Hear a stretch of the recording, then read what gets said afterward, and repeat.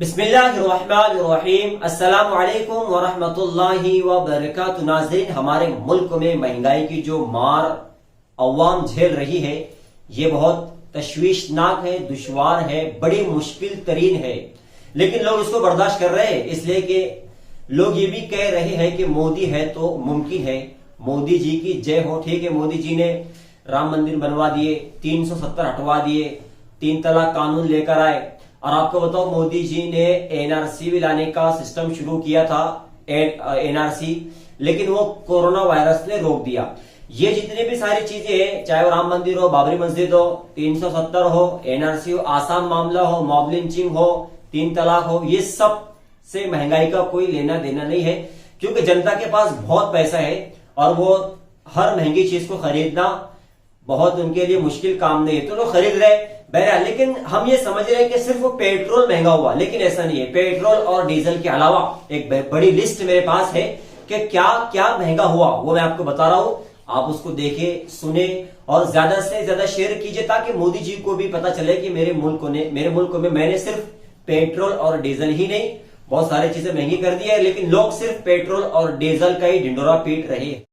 तो नाज़रीन, आपको बता दूं कि ड्राइविंग लाइसेंस पहले 250 रुपये में बनता था, मगर अब 5,500 रुपये में बनता है। यूं समझिए कि अब बहुत ज्यादा रकम ड्राइविंग लाइसेंस बनाने के लिए देना पड़ती है। आपको बता दूं कि स्टील की कीमत 3600 रुपये थी, अब 6,500 यानी 6500 रुपये की कीमत है।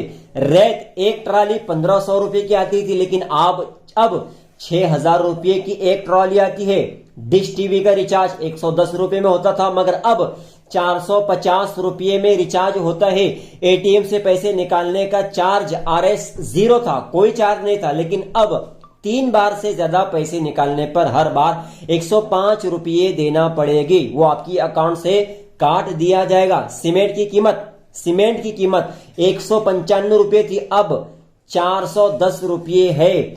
ऐसे ही मोटरसाइकिल की कीमत 50,000 रुपये थी, मगर अब 90,000 रुपये है। देखिए आप, डबल से ज्यादा इसकी कीमत बढ़ चुकी है। ऐसे आपको पता दोगे 350 रुपये में गैस सिलेंडर आता था। उस वक्त स्मृति ईरानी जोरों शोर से आंदोलन करती थी, धरने देती थी, रास्ते पर सो जाया करती थी और रास्ता रोको आंदोलन करती थी, चीख पुकार गुस्से में होती थी। लेकिन अब गैस सिलेंडर 900 रुपये का आता है, लेकिन स्मृति ईरानी चूल्हे पर खाना बनाती है, उसको गैस से कोई लेना देना नहीं है। और वो कहती है कि गैस जलाएंगे तो पॉल्यूशन फैलेगा, लोग उससे बीमार हो गए, इसलिए स्मृति ईरानी अब गैस का इस्तेमाल नहीं करती। मोबाइल इनकमिंग फ्री था, लेकिन अब हर महीने इनकमिंग के लिए कि आपको फोन आए, हो सकता है कि मोदी जी का फोन आ जाए और 15 लाख रुपए आपके अकाउंट में आ सकते हैं। तो ये सब जारी रखने के लिए आपको 49 रुपए का हर महीने रिचार्ज करना जरूरी है। देश पर 2.5 लाख करोड़ रुपए का कर्ज था, मगर अब देश के ऊपर 25 लाख करोड़ रुपए का कर्ज है। बेरोजगारी हर दिन 2% बढ़ती थी, मगर अब 22% से भी ज्यादा है और बढ़ रही है। 40 करोड़ गरीबी की रेखा थी, यानी गरीबी ऐसी थी कि अब 40 करोड़ थी उनकी रेखा, उनकी सीमा, उनकी हद, मगर अब 80 करोड़ आबादी गरीबी रेखा के नीचे जा चुकी है। यह है हमारे देश की महंगाई, हमारे देश का हाल। इसलिए हम बोलते हैं कि भाई मोदी है तो मुमकिन है। तो अब 2022 में तो यूपी का इलेक्शन है, पता नहीं क्या होता, लेकिन उसके बाद जब 2024 का इलेक्शन आएगा तो हम कोशिश ये करेंगे कि मोदी जी को जितवा कर लाए, ताकि महंगाई ज्यादा से ज्यादा बढ़े और अवाम इसको बर्दाश्त करते रहे। और भक्तों की तो बात ही नहीं, भक्त तो फिर भक्त है, भक्त तो क्या, अगर आपको रिचार्ज 100 रुपए का है अभी, उस वक्त 1000 का भी होगा तो भी वो रिचार्ज मारेगी।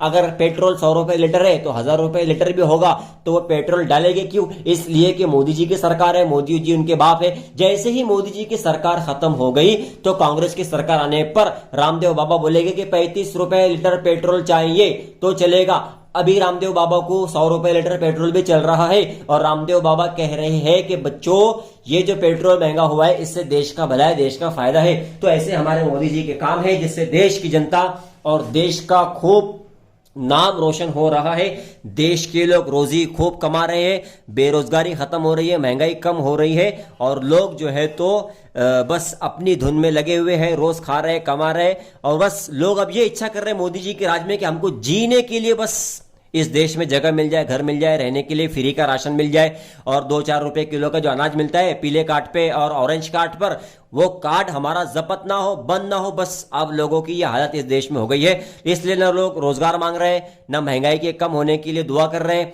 ना ही मोदी जी को हराने की बात कर रहे हैं। क्यों? इसलिए कि उनको रहने को मिल गया, राशन मिल गया, तो लोग उसको बहुत बड़ी बात समझ रहे। इसको ज्यादा से ज्यादा शेयर कीजिए और चैनल को सब्सक्राइब कर दीजिए, बेल आइकन को दबा दीजिए।